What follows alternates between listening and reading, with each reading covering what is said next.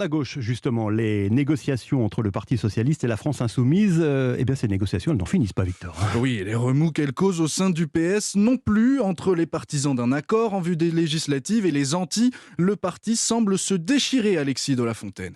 Oui, en interne, 4 lignes s'opposent. Celle d'Olivier Faure, le premier secrétaire, partisan d'une union de la gauche. Sa volonté d'alliance avec la France insoumise déplaît au sein de son parti, mais sa motion a été adoptée avec une large majorité lors du dernier bureau national. Il est fragilisé, mais il ira jusqu'au bout, confie un député. En face se trouvent Carole Delga et Anne Hidalgo, refusant tout accord avec Jean-Luc Mélenchon.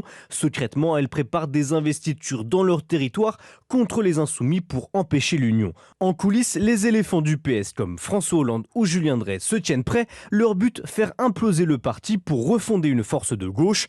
En vain, leur poids médiatique est inversement proportionnel à leur poids dans le parti, affirme un cadre. Reste une minorité issue d'Arnaud Montebourg, portée par la sénatrice Laurence Rossignol.